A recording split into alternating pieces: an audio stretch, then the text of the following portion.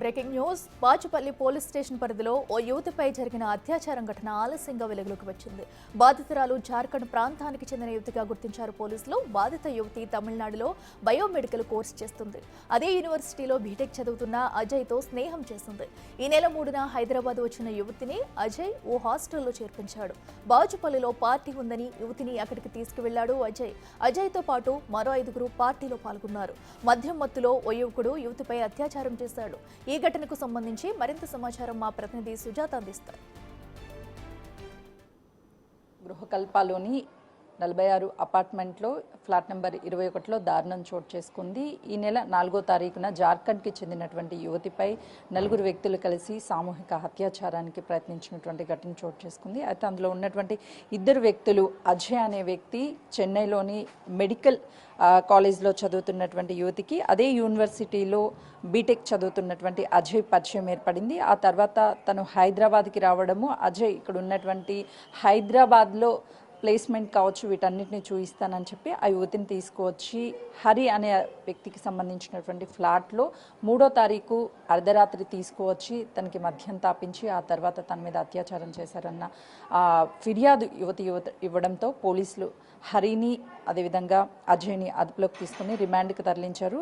గత నెల రోజుల క్రితమే ఇక్కడ హరి తన స్నేహితులతో కలిసి 6 మంది ఇదే ఇంట్లో నివాసం ఉంటున్నట్లుగా కూడా తెలుస్తుంది. ప్రస్తుతం ఈ కేసుకి సంబంధించి పోలీసులు తనని రిమాండ్కి తరలించడం చేశారు. అసలు స్థానికుల్ని మాట్లాడిద్దాము, ఎప్పటి నుంచి వీళ్ళు ఇక్కడ ఉంటున్నారు, ఆ రోజు ఏం జరిగింది అని చెప్పేసి చెప్పండి. ఇప్పుడు హరి కావచ్చు, వాళ్ళు ఎంతమంది ఉండేవాళ్ళు ఇంట్లో? అంటే వాళ్ళు 6 మెంబర్స్ ఉండేవాళ్ళండి. 1 మంత్ అవుతుంది వచ్చి, కానీ 6 మంత్ నుంచి వాళ్ళు తాగడము ఇట్లా చేయడము. అంటే రూమ్ కూడా ఖాళీ చేపిస్తాము అనుకున్నాము, కానీ 1 మంత్ అయిన తర్వాత అది అడ్వాన్స్ ఉంటుంది కదా, అక్కడికి అయిపోతుంది. 5th ఉండే వాళ్ళది మంత్ రూమ్ ఖాళీ చేస్తామన్నారు. అంతలోపే ఇలా జరిగిపోయింది. అంటే ఆ అమ్మాయి వచ్చినప్పుడు ఎవరైనా చూసారా? ఏ టైంకి వచ్చింది? ఏం చూడలేదు. వాళ్ళు వచ్చి కూడా ఇప్పుడు 7కి 7:38కి వచ్చారంట. అంత అయిపోయేదాకా మాకు లాస్ట్ మూమెంట్లో తెలిసింది ఇలా అని. అప్పటికే అయిపోయింది. అంటే ఎలా తెలిసింది మీ అందరికి లోపల ఒక యువతి ఉంది, తన మీద అత్యాచారం చేశారు? అంటే డోరు లాక్ ఉంది అని చెప్పారు. డోరు బాగా సౌండ్ వస్తుంది, తీయమని చెప్తే ఎవరు రాలేదు. కింద వెళ్ళిపోయే మూమెంట్లో చూశారంట కింద వాళ్ళు.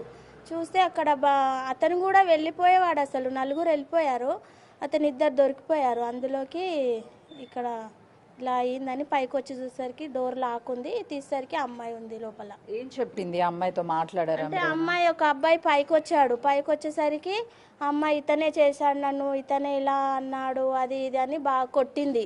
ఇంకా తమ్ముళ్ళు అక్క చెల్లెళ్ళు లేరా అది అని కొట్టింది. కొట్టేసరికి అబ్బాయి నేను కాదు అని పోలీసులో కంప్లైంట్ ఇచ్చాం. వాళ్ళు వచ్చి తీసుకెళ్లారు.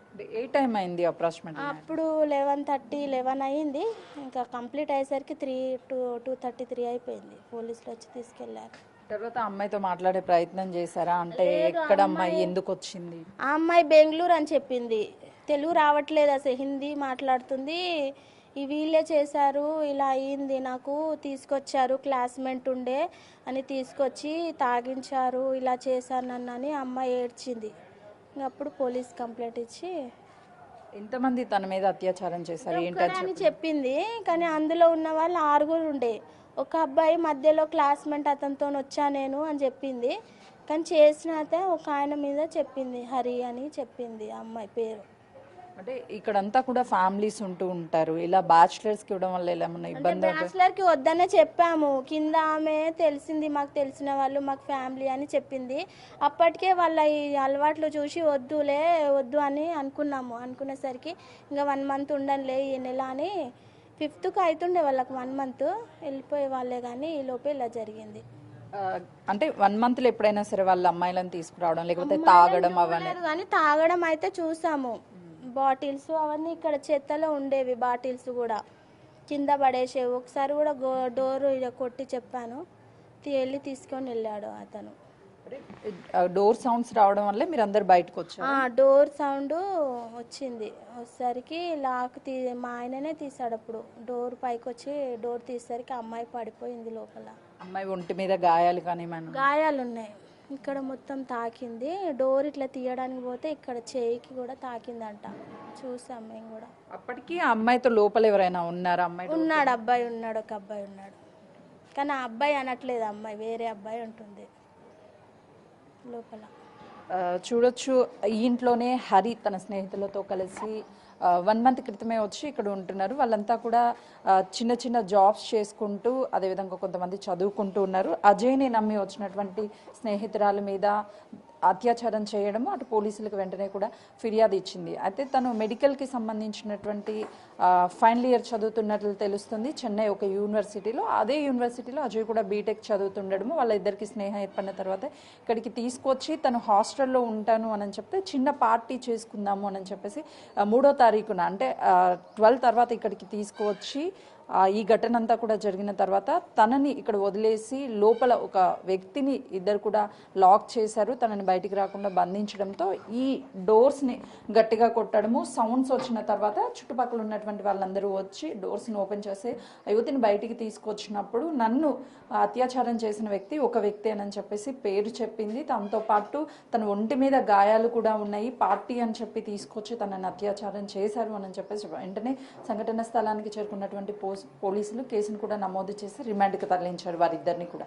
కెమెరామెన్ శ్రీకాంత్తో సుజాత,